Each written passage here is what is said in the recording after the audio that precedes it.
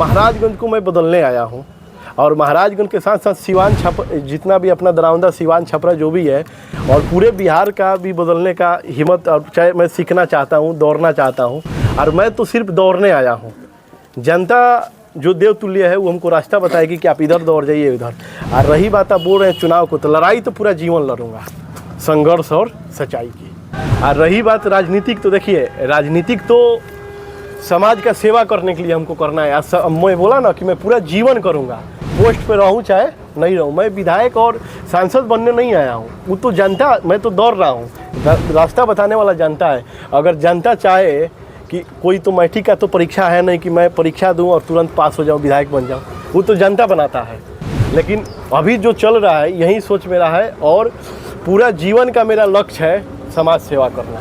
देखिए सबसे पहले जितना भी न्यूज़ देखने वाले देवतुल्य दर्शक हैं, मैं उनको प्रणाम करता हूं। और प्रेस कॉन्फ्रेंस का मेन उद्देश्य यही है कि देखिए हम लोग तो बहुत अपने आप को सौभाग्यशाली हैं कि मनुष्य के जीवन में हम लोग यहाँ धरती पे आए हैं। और आप सभी को भी पता होगा कि मनुष्य एक सामाजिक प्राणी है। उसके देखिए चाहे हम हैं चाहे कोई है, चाहे पहले सामाजिक प्राणी है, उसके बाद वो मीडिया हो, नेता हो, IAS हो, PCS हो, पहले सामाजिक प्राणी है। और सामाजिक कहने का मेरा मेन उद्देश्य ये है कि हम लोग का सिर्फ 2 मालिक हैं। एक मालिक तो ऊपर वाला है जो हम लोग को 70 साल 80 साल लीज पे भेजते हैं कि जाइए और ज़िंदगी को जी के, मनुष्य के ज़िंदगी को जी के फिर वापस आइए। और एक मालिक होती है जनता, जो कि हम लोग को 5 साल लीज पे चुन के चाहे विधायक के लिए चाहे सांसद के लिए पोस्ट पे बैठाती है। और वो शासन करने के लिए नहीं बैठाती है, वो सेवा करने के लिए बैठाती है। और हम सेवा करने आए हैं और सेवा करने का मेरा लक्ष्य वही है, बस तरीका कुछ अलग है। क्योंकि हम लोग का जो भारत देश है लोकतंत्र का देश है और यहाँ पे सामाजिक सेवा करने के लिए राजनीतिक मंच बहुत बड़ा ज़रूरी है। तो मैं अपने बिहार के महागठबंधन के VIP पार्टी को मैं 11 तारीख को मौर्या होटल में मैं 1 बजे ज्वाइन कर रहा हूँ। इसीलिए विशेष आप लोग को आमंत्रित मैं किया हूँ। तो आप यानी कि VIP पार्टी को ही ज्वाइन कर रहे हैं? जी।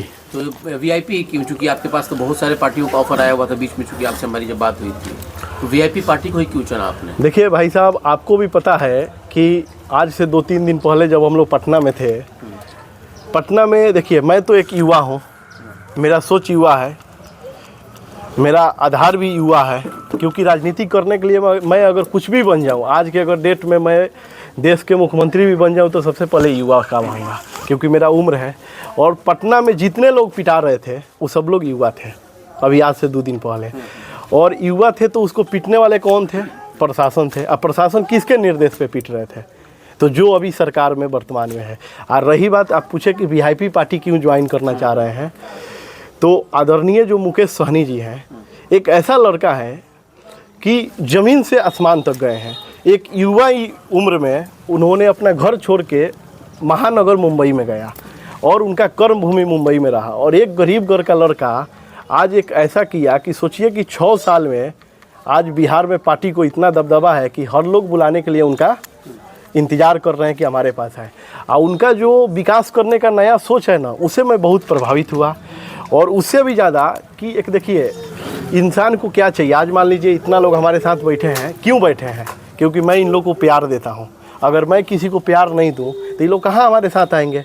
तो मुकेश सहनी जी का जो एक प्यार देने का तरीका है, उससे मैं बहुत प्रभावित हुआ और उनका सोच से भी मैं बहुत प्रभावित हुआ।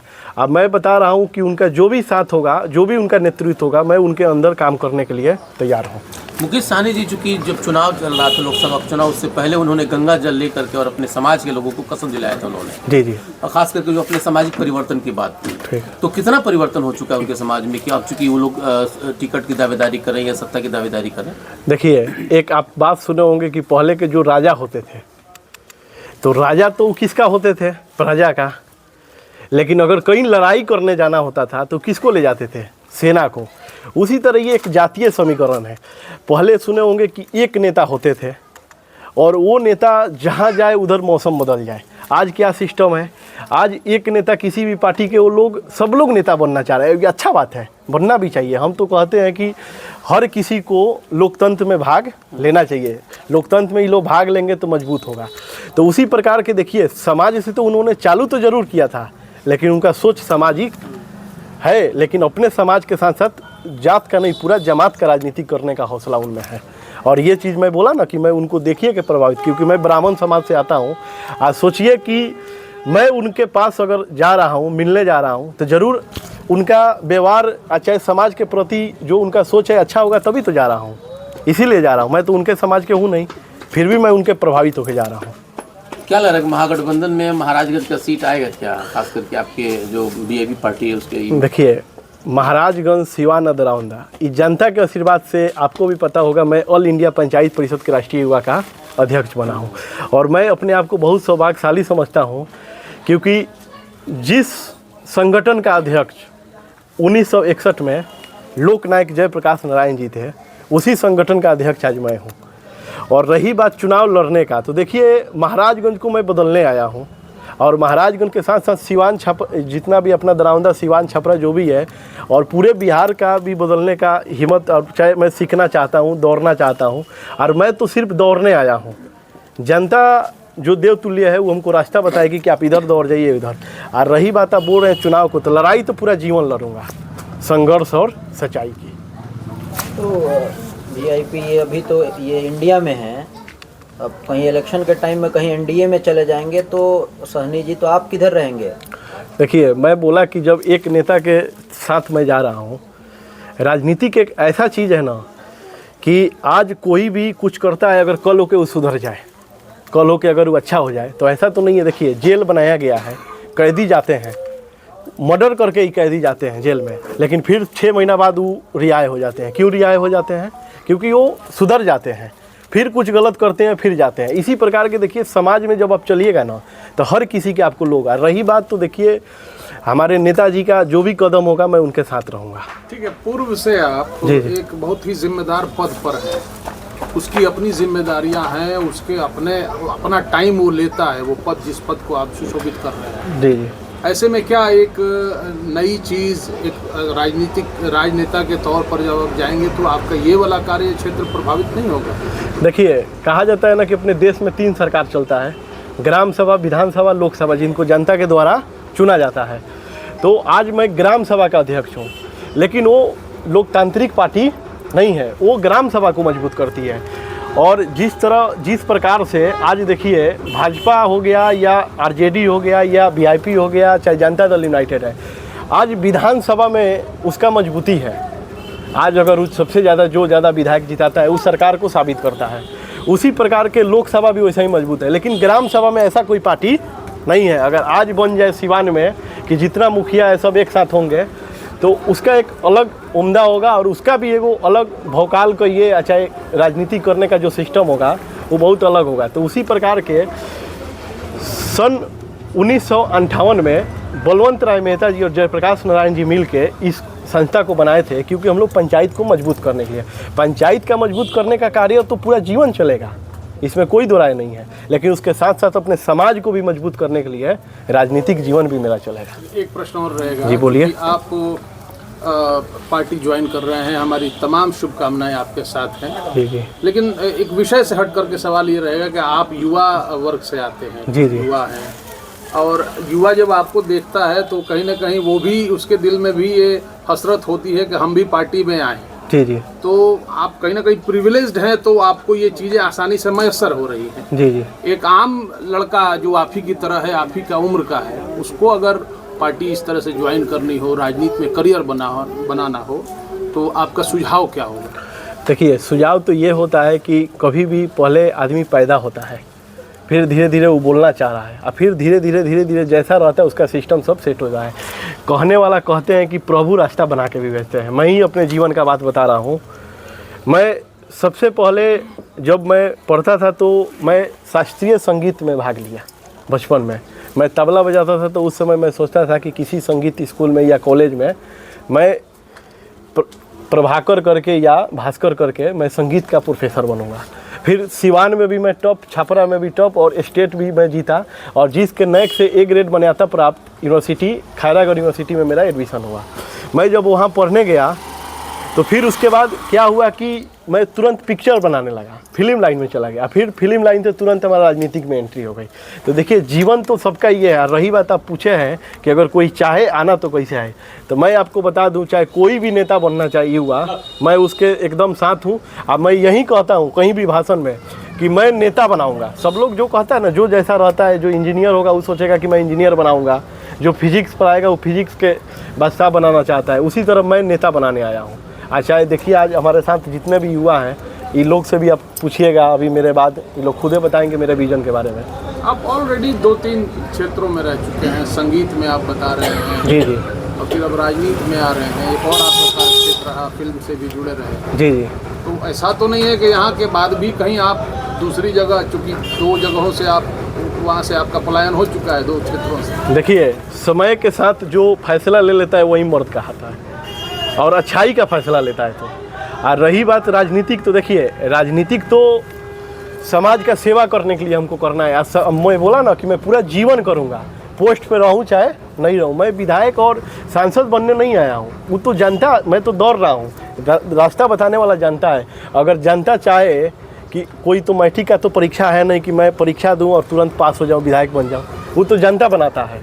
लेकिन अभी जो चल रहा है यही सोच मेरा है और पूरा जीवन का मेरा लक्ष्य है समाज सेवा करना। एक सवाल यहाँ है कि आपने एक बात आपने कहा अभी खान सर को लेकर के कहा कि जब उनका प्रोटेस्ट चल रहा था तो किसी ने साथ नहीं दिया। हाँ हाँ। अभी चूंकि वो भी एक राजनीतिक रास्ते पे, हमारे मित्र भी है, आपके मित्र भी है, राजनीतिक रास्ते पे आ चुके हैं। ऐसा संभावना लग रहा है कि वो भी राज्यसभा और विधानसभा के चक्कर में पड़े हुए। ऐसा क्या लग रहा है कि अब युवाओं को यही रास्ता इख्तियार करना पड़ेगा कि आंदोलन का? देखिए शुरू से अपना देश का एक विजन रहा है। बड़े बड़े नेता लोगों का आप देखिए जो क्रांतिकारी किए हैं। बगल में अपने डॉक्टर राजेंद्र बाबू को देखिए, पहले वो भी वकील थे। ऐसे तो बहुत अच्छा है कि इंटेलिजेंट लोग, सोचिए कि उस समाज में अगर अच्छा कर रहे हैं। मैं तो बोलता हूँ, मैं तो युवाओं को लेके, मैं माननीय गडकरी जी को, जब गडकरी जी से मेरा बात हो रहा था नागपुर में, तो मैं उनसे बोला ये बात कि एक युवा का छात्र नेता होता है, छात्र नेता का, लेकिन छात्र नेता का MLC युवा ही क्यों नहीं होता है? अगर उसको विधायक का चुनाव लड़ना है तो 25 साल का तैयारी करेगा, अगर उसको MLC बनना है तो 30 साल का, अगर उसको राज्यसभा सांसद बनना है तो 35 साल का। ये कहाँ का नियम है? आप हमारे युवा को बात कर रहे हैं। हमारा युवा सोचिए कि जब वो सिर्फ 18 साल का रहता है, उस बंदूक चलाना सबसे हार्ड बात है कि नहीं, और उसको बंदूक चलाने नहीं आता है, उसको भेज देते हैं आप देश के बॉर्डर पे कि जाओ तुम बंदूक चलाओ। और अगर बंदूक चलाने नहीं आता है तो उसको 6 महीना ट्रेनिंग दिवा के बॉर्डर पे भेजते हैं। तो जो युवा देश का सुरक्षा कर सकता है तो क्या अपना लोकसभा और विधानसभा का सुरक्षा नहीं करेगा?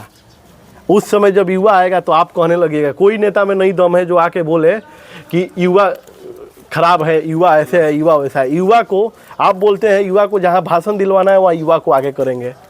कुछ राजनीतिक करना है, मैं युवा का नेता हूँ। सब लोग बोलते हैं मैं युवा का नेता हूँ, कोई नहीं बोलता है कि मैं बूढ़ा का नेता हूँ।